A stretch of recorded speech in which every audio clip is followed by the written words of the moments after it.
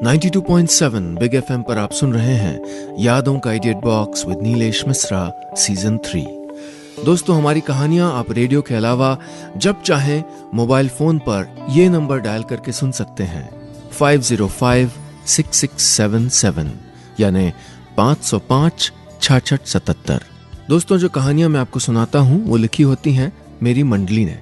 जी हाँ, मुंबई, दिल्ली और भारत के कई शहरों में एक राइटर्स की मंडली है जिनको मैं ट्रेन करता हूं।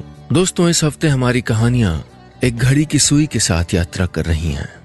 हर दिन के एक अलग वक्त पर आधारित एक कहानी।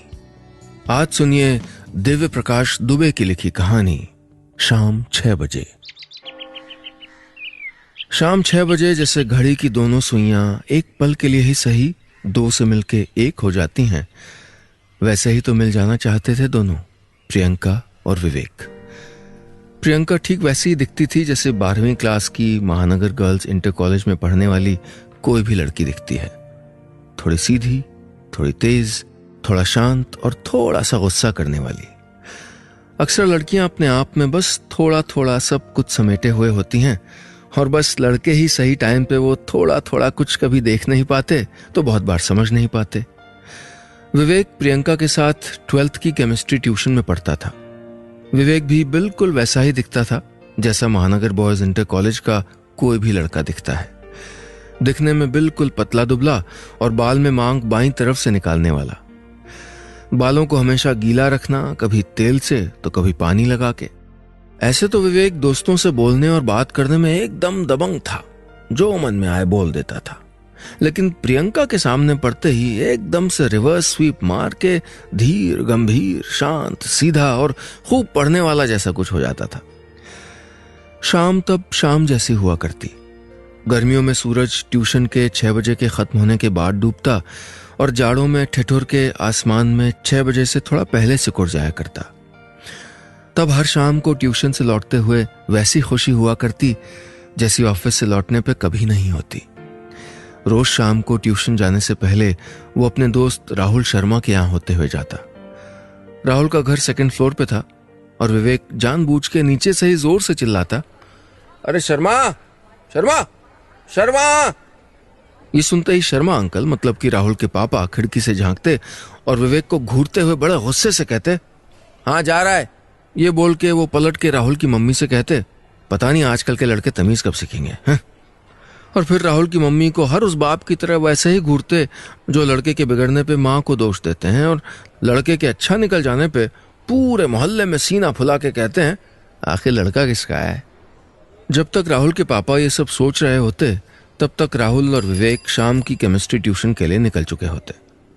ट्यूशन का टाइम फिक्स था, 5 से 6 बजे तक। मास्टर साहब ऐसे तो बहुत अच्छे थे, मगर अगर महीने की पहली तारीख को सबकी फीस नहीं आती थी तो उस दिन से उनका मूड तब तक ऑफ रहता था जब तक सबकी फीस आ नहीं जाती थी। मास्टर साहब की केमिस्ट्री की नॉलेज तो अच्छी थी, साथ ही उनको लड़के और लड़कियों की केमिस्ट्री का भी अच्छा खासा पता था, इसलिए उन्होंने लड़के लड़कियों के बैच को अलग अलग नहीं किया हुआ था। इसीलिए बैच हमेशा फुल रहता था। कुछ केमिस्ट्री का पाठ पढ़ने आते थे और कुछ प्यार का। शुरू में विवेक और राहुल के ट्यूशन में रेगुलर रहने की वजह क्लास की 6 लड़कियां थीं, लेकिन बाद में विवेक के आने की एक ही वजह बची थी, वो थी प्रियंका।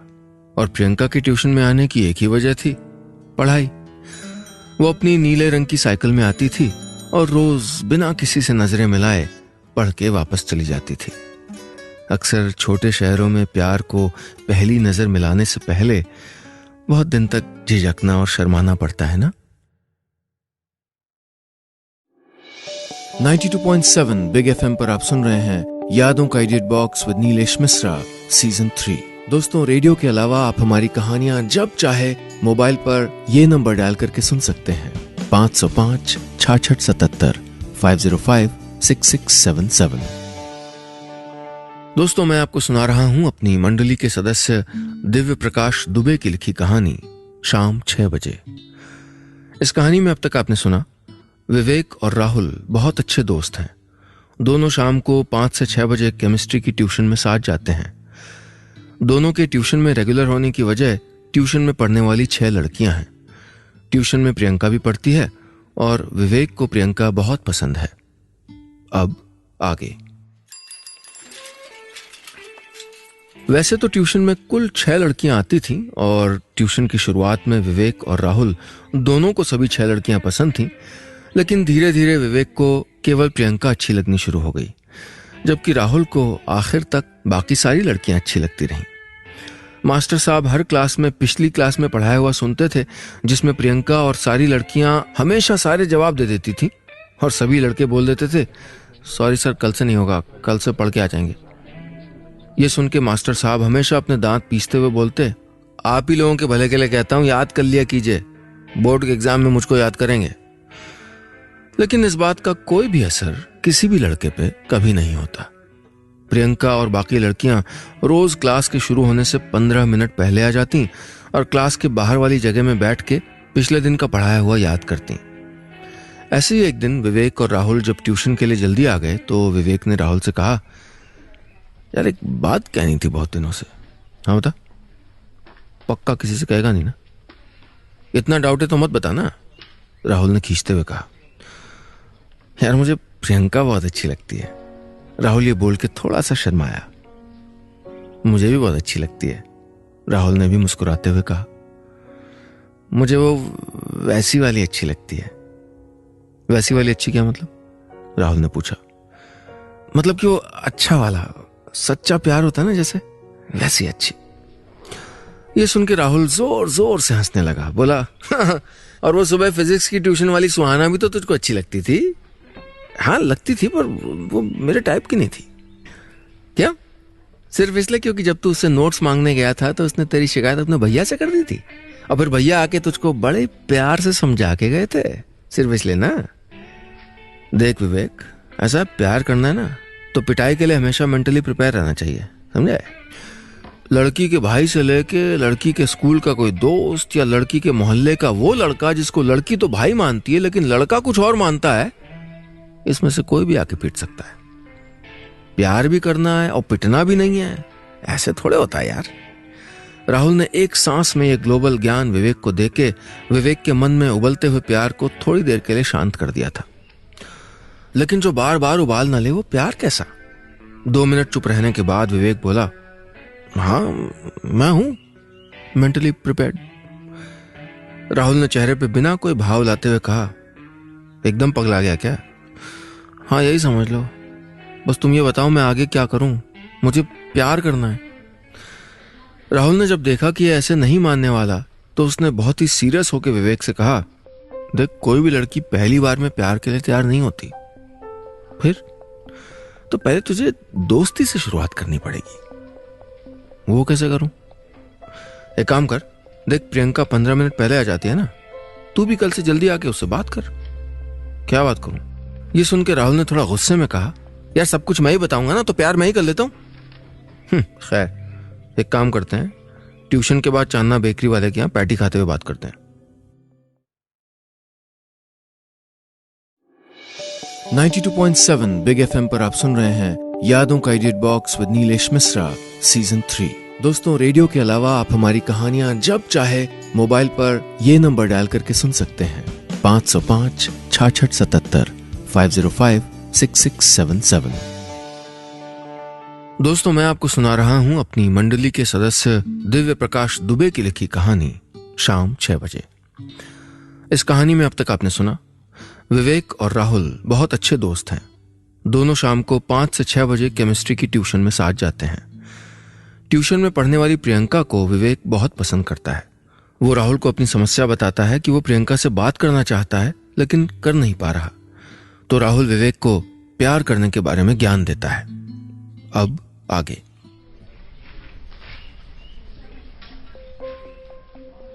उस दिन ट्यूशन में विवेक का मन बिल्कुल भी नहीं लगा।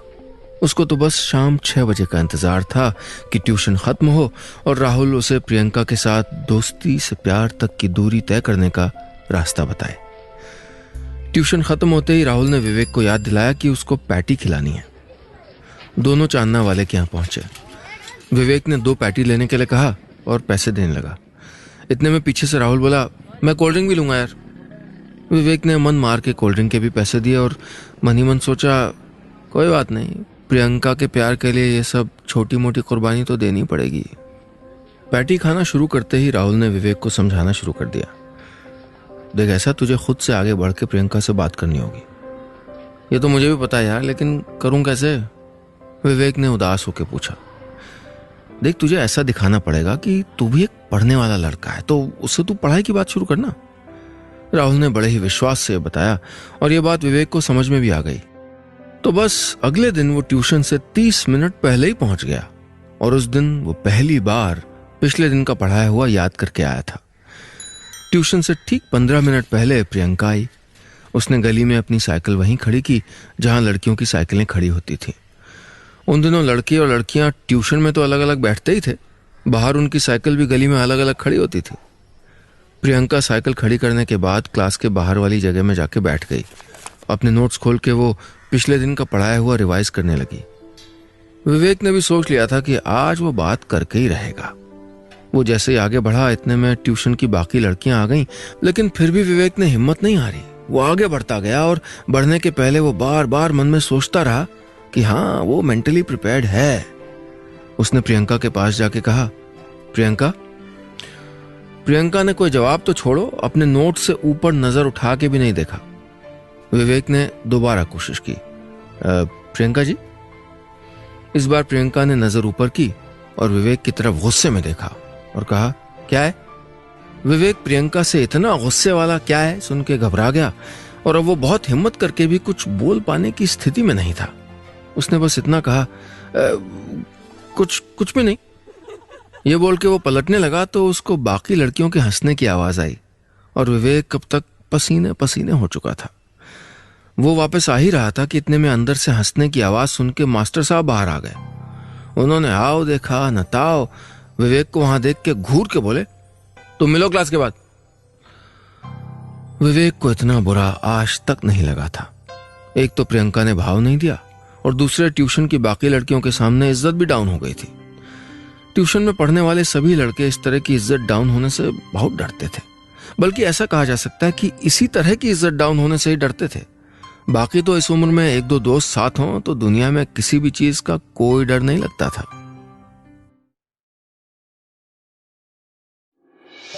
92.7 बिग एफएम पर आप सुन रहे हैं यादों का edit box with Nilesh Mishra season 3। दोस्तों, रेडियो के अलावा आप हमारी कहानियां जब चाहे मोबाइल पर ये नंबर डायल करके सुन सकते हैं, 505-6677 505-6677। दोस्तों, मैं आपको सुना रहा हूं अपनी मंडली के सदस्य दिव्य प्रकाश दुबे की लिखी कहानी शाम 6 बजे। इस कहानी में अब तक आपने सुना, विवेक और राहुल बहुत अच्छे दोस्त हैं। दोनों शाम को 5 से 6 बजे केमिस्ट्री की ट्यूशन साथ जाते हैं। ट्यूशन में पढ़ने वाली प्रियंका को विवेक बहुत पसंद करता है। राहुल के कहे अनुसार विवेक ट्यूशन से पहले प्रियंका से बात करने जाता है, लेकिन प्रियंका उसको भाव नहीं देती और मास्टर साहब भी उसको वहां प्रियंका के पास देख के क्लास के बाद मिलने के लिए बोल देते हैं। अब आगे। ट्यूशन में जैसे तैसे विवेक ने समय बिताया। उस दिन वो किसी से भी नजर नहीं मिला पा रहा था और उसको पूरे टाइम ऐसा लगता रहा जैसे बाकी लड़कियां अभी भी उस पर हंस रही हों। खैर, किसी तरह उस दिन की ट्यूशन खत्म हुई। मास्टर साहब ने सभी लड़कियों को ठीक 6 बजे जाने के लिए कहा और सभी लड़कों को वहीं रोक लिया। लड़कियों के जाते हुए वो विवेक पे दांत पीस के लगभग चीखते हुए बोले, आज जो हरकत आपने की है ना, ऐसे नहीं चलेगा। लड़कियों के घर वाले पूरी जिम्मेदारी के साथ हमारे पास पढ़ने भेजते हैं उनको। आपकी वजह से मेरी रेपुटेशन खराब हो, ऐसा मैं बिल्कुल नहीं चाहता हूं। विवेक ये सब चुपचाप सुन रहा था। बाकी लड़कों को भी कुछ समझ में नहीं आ रहा था कि क्यों मास्टर साहब चिल्ला रहे हैं। इसके बाद मास्टर साहब ने अपना फैसला सुना दिया, विवेक, कल से ट्यूशन में आने की जरूरत नहीं है और अपने पापा का नंबर दो, मैं बताऊंगा उनको कि तुम यहाँ ट्यूशन में लड़कियों को परेशान करते हो। यह सुन के विवेक बुरी तरह घबरा गया। उसको समझ में नहीं आ रहा था कि क्या केवल किसी लड़की से बात करना इतनी भारी गलती है। उसने मास्टर साहब की डांट सुनने के बाद बार बार उनसे माफी मांगी और उनको विश्वास दिलाया कि आगे से ऐसा कभी नहीं होगा और प्लीज वो पेरेंट्स को कॉल ना करें। उसने विश्वास दिलाया कि वो क्लास टेस्ट में अच्छे नंबर ला के दिखाएगा। बहुत मनाने के बाद मास्टर साहब को भी अपनी मंथली फीस का ख्याल आया और वो मान गए। ट्यूशन से निकलने के बाद विवेक और राहुल चांदना वाले के यहाँ गए। पूरे रास्ते विवेक कुछ नहीं बोला। ये सब देख के राहुल ने मौके की नजाकत को समझते हुए उस दिन खुद ही पैटी के पैसे दे दिए। राहुल ने पूरी बात सुनी कि क्या हुआ था और पूछा, अब तो प्यार का भूत उतर गया ना? इस पे विवेक पैटी का आखिरी कॉर्ड चबाते हुए बोला, नहीं, अब तो पहले से और ज्यादा मेंटली प्रिपेयर्ड हूं। इसके बाद दोनों घर निकल गए। विवेक को बहुत बुरा लग रहा था, लेकिन उसने सोच लिया था कि इस प्रियंका की बच्ची को तो सबक सिखा के रहेगा। अब विवेक ट्यूशन शुरू होने के 5 मिनट बाद क्लास में आता, चुपचाप रहता और क्लास के बाद बिना इधर उधर देखे वापस चला जाता। ऐसे में एक दिन मास्टर साहब ने टेस्ट अनाउंस कर दिया। क्लास टेस्ट हुआ और टेस्ट के अगले दिन जब सबकी कॉपी दी जाने लगी तो प्रियंका ने पूछा, सर इस बार भी मेरे ही हाईएस्ट आए ना? इस पे कॉपी देखते हुए मास्टर साहब बोले, हाँ तुम्हारे ही हैं 20 में से 17। अभी तक के हाईएस्ट हैं, लेकिन 2-3 कॉपी चेक करनी रह गई, अभी कर देता हूं। बची हुई कॉपियों में एक कॉपी राहुल की बची थी और एक विवेक की। मास्टर साहब ने कॉपी चेक करना शुरू किया तो राहुल के 20 में से 5 नंबर आए। मास्टर साहब ने राहुल को घूरा और लड़कियां धीमे से मुस्कुरा दी। इसके बाद बची कॉपी विवेक की। मास्टर साहब ने विवेक की कॉपी चेक की और बोले, ये तो कमाल हो गया, इस बार हाईएस्ट विवेक क्या है, 18 नंबर। अगले टेस्ट में नहीं आएंगे, प्रियंका ने गुस्से में लाल होते हुए कहा। पढ़ने वाली प्रियंका को कम पढ़ने वाले विवेक ने एक झटके में पढ़ाई में पीछे छोड़ दिया था। जिंदगी कभी कभी सीधी चलती हुई रोड पे बिना स्पीड ब्रेकर के भी शार्प टर्न ले लिया करती है। 92.7 बिग एफएम पर आप सुन रहे हैं यादों का edit box with Nilesh Mishra season 3। दोस्तों, रेडियो के अलावा आप हमारी कहानियां जब चाहे मोबाइल पर ये नंबर डायल करके सुन सकते हैं, 505 66 77 505 6677। दोस्तों, मैं आपको सुना रहा हूं अपनी मंडली के सदस्य दिव्य प्रकाश दुबे की लिखी कहानी शाम 6 बजे। इस कहानी में अब तक आपने सुना, विवेक और राहुल बहुत अच्छे दोस्त हैं। दोनों शाम को 5 से 6 बजे केमिस्ट्री के ट्यूशन में साथ जाते हैं। ट्यूशन में पढ़ने वाली प्रियंका को विवेक बहुत पसंद करता है। राहुल के कहे अनुसार विवेक ट्यूशन से पहले प्रियंका से बात करने जाता है और इस बात के लिए मास्टर साहब उसको ट्यूशन से निकालने के लिए अड़ जाते हैं। विवेक के बार बार माफी मांगने पर मास्टर साहब उसको इस वादे पे छोड़ते हैं कि अब से वो टेस्ट में अच्छे नंबर लेके आएगा और अगले टेस्ट में वो अच्छे नंबर ले भी आता है। अब आगे इस टेस्ट के रिजल्ट के बाद से विवेक अब पहले जैसा नॉर्मल हो चुका था और राहुल ने टेस्ट में हाईएस्ट आने की पार्टी विवेक से ले ली थी। प्रियंका अब अगले टेस्ट का इंतजार कर रही थी। खैर, अगला टेस्ट हुआ, नंबर अनाउंस हुए और इस बार वही हुआ। राहुल के क्लास में लोएस्ट आए, विवेक के हाईएस्ट आए और प्रियंका के सेकंड हाईएस्ट आए। पढ़ने वाली लड़कियां कई बार ऐसे तो लड़कों से बात करने में भले कतराएं, लेकिन पढ़ने वाले लड़कों के लिए थोड़ा सा सॉफ्ट कॉर्नर बना ही लेती हैं। एक बार कुछ ऐसा हुआ कि सभी लड़कियों के स्कूल में कोई फंक्शन पड़ गया और उस दिन कोई भी लड़की ट्यूशन नहीं आई। फिर भी मास्टर साहब ने उस दिन आगे पढ़ा दिया और अगले दिन जब सारी लड़कियां आईं तो उन्होंने जिद की कि मास्टर साहब कल पढ़ाया हुआ दोबारा पढ़ा दीजिए। तो मास्टर साहब ने कहा कि आप लोग किसी के नोट्स लेके पहले छूटा हुआ पूरा कर लीजिए, फिर अगले दिन समझा देंगे। नोट्स किसके लिए जाएं, ये सवाल अभी उठना शुरू ही हुआ था कि इतने में प्रियंका बोली, विवेक के नोट्स सही रहेंगे, उसी के हर बार हाईएस्ट आते हैं। ये सुन के राहुल ने विवेक की ओर देख के आंख मारी, जिसको प्रियंका ने देख लिया। विवेक ने ज्यादा कुछ रिएक्ट नहीं किया, अपने नोट्स दे दिए। क्लास के बाद उस दिन राहुल ने विवेक के नोट्स प्रियंका को दिए जाने की खुशी में 2 पैटीज खाई और पैटी खाते ही पहली बार प्रियंका को प्रियंका भाभी कहा और साथ में यह भी जोड़ा कि प्रियंका भाभी भी तुझ पे थोड़ा सेंटी हो गई लगता है। उधर घर पहुंचने के बाद प्रियंका ने रजिस्टर को पीछे से खोला। अक्सर नोट्स में सबसे काम की चीजें रजिस्टर के आगे नहीं बल्कि पीछे कुछ पन्नों पे बेतरतीब बिखरी हुई होती हैं। किसी के मन में क्या चल रहा है ये समझने के लिए उसके रजिस्टर को पीछे से खोल के आखिरी के 2-3 पन्ने पढ़ने चाहिए, जहां लिखा कम रहता है और कटा हुआ ज्यादा। प्रियंका ने देखा वहां कई बार उसका नाम लिखा हुआ था और कटा भी हुआ था, लेकिन 1-2 जगह विवेक प्रियंका का नाम काटना भूल गया था। अपना नाम पढ़ के प्रियंका को बहुत अच्छा लगा, ऐसा अच्छा उसको पहली बार लगा था। उस दिन पहली बार उसका मन किया कि वो रजिस्टर पे अपना नाम बार बार पढ़े और किसी सहेली को फोन करके बताए। अगले दिन रोज ही की तरह वो जल्दी आके अपनी साइकिल लगा ही रही थी कि तभी वहां विवेक आ गया। उसने बैग से विवेक का रजिस्टर निकाला और उसकी तरफ बढ़ाते हुए बोली, थैंक यू विवेक, और उस दिन के लिए सॉरी है। विवेक मन ही मन बहुत खुश हुआ, लेकिन अपनी खुशी कंट्रोल करते हुए बोला, कोई बात नहीं। इसके बाद विवेक को लगा कि प्रियंका कुछ बोलेगी और प्रियंका को लगा कि विवेक कुछ बोलेगा, लेकिन दोनों ही कुछ नहीं बोले। शुरू की ऐसी मुलाकातों में अक्सर खामोशी को ही चुपचाप बहुत कुछ बोलना पड़ता है। दोनों ही बात करना चाहते थे, दोनों ही रुके हुए थे, लेकिन क्या बोलें समझ नहीं आ रहा था।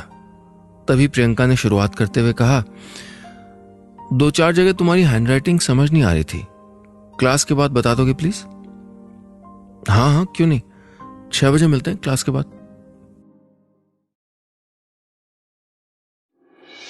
92.7 बिग एफएम पर आप सुन रहे हैं यादों का edit box with Nilesh Mishra season 3। दोस्तों, रेडियो के अलावा आप हमारी कहानियां जब चाहे मोबाइल पर ये नंबर डायल करके सुन सकते हैं, 505-6677 505-6677। दोस्तों, मैं आपको सुना रहा हूं अपनी मंडली के सदस्य दिव्य प्रकाश दुबे की लिखी कहानी शाम 6 बजे।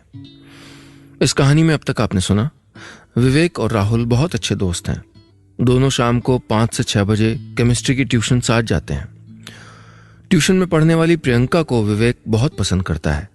विवेक को प्रियंका से बात करने के लिए मास्टर साहब ट्यूशन से निकालने वाले थे, लेकिन उनको अच्छे नंबर लाने का वादा करके विवेक मना लेता है और अच्छे नंबर ले भी आता है। एक दिन सभी लड़कियां स्कूल के फंक्शन की वजह से क्लास नहीं कर पाती, तब प्रियंका विवेक के नोट्स लेके जाती है और रजिस्टर के पिछले पन्नों में अपना नाम लिखा हुआ पाती है। अब आगे। इसके बाद क्लास में विवेक हर एक मिनट में घड़ी की सुइयां देख रहा था कि कब वो मिलके फटाफट 6 बजा दें और कब वो प्रियंका से बात कर पाए। प्रियंका भी घड़ी को उतनी ही बेसब्री से देख रही थी। वैसे भी हैंडराइटिंग तो उसको पूरी समझ में आ गई थी, लेकिन बस वो विवेक से बात करना चाह रही थी। क्लास खत्म होते ही राहुल ने विवेक को चांदना वाले के यहाँ चलने के लिए कहा, लेकिन विवेक ने राहुल को कोई बहाना बना के टाल दिया। क्लास छूटने के बाद सभी लड़कियां एक एक करके चलने लगीं, लेकिन प्रियंका वहीं रुकी रही। विवेक ने इंतजार किया कि पहले सारे लड़के चले जाएं। वो नहीं चाहता था कि उसको भी कोई प्रियंका से बात करते हुए देखे।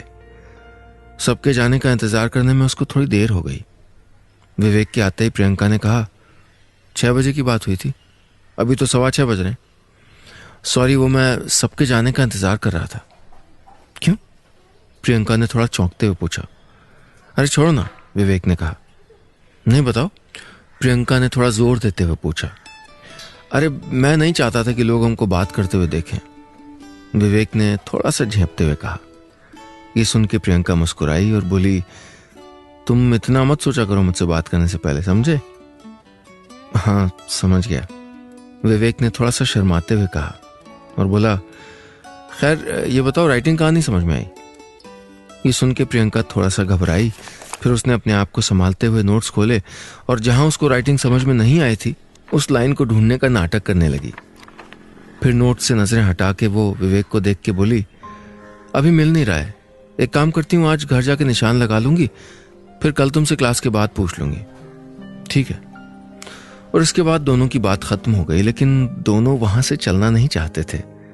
विवेक ने बात जारी रखने के लिए कहा, तुम कुछ कहना तो नहीं चाह रही हो? प्रियंका ने थोड़ा सोच के कहा, नहीं। और तुम तो कुछ कहना नहीं चाह रहे हो? हाँ, कुछ कहना है मुझे।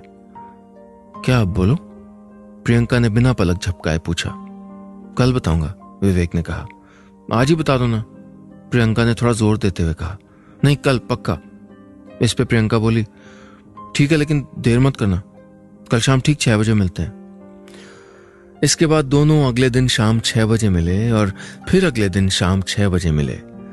रोज दोनों कोई न कोई बात अगले दिन के लिए छोड़ देते, जिसके बहाने वो फिर एक दूसरे से मिलते। चूंकि विवेक के नंबर अब अच्छे आने लगे थे, तो मास्टर साहब ने भी उसको कभी प्रियंका से बात करने के लिए टोका नहीं। मास्टर साहब ये मान लेते कि दोनों जरूर केमिस्ट्री की बात कर रहे होंगे। जितनी देर वो दोनों बात करते उतनी देर राहुल ट्यूशन वाली गली के बाहर विवेक का इंतजार करता। फिर दोनों वहां से चांदना बेकरी वाले के यहाँ जाते और विवेक एक एक चीज राहुल को बताता कि उसकी प्रियंका से क्या बात हुई। शाम 6 बजे जैसे घड़ी की दोनों सुइयां एक पल के लिए ही सही दो से मिलके एक हो जाती हैं, वैसे ही प्रियंका और विवेक रोज मिलना चाहते हैं उसी ट्यूशन के बाहर जहां लड़के और लड़कियों की साइकिलें आज भी अलग अलग खड़ी होती हैं। बस इतनी सी थी ये कहानी।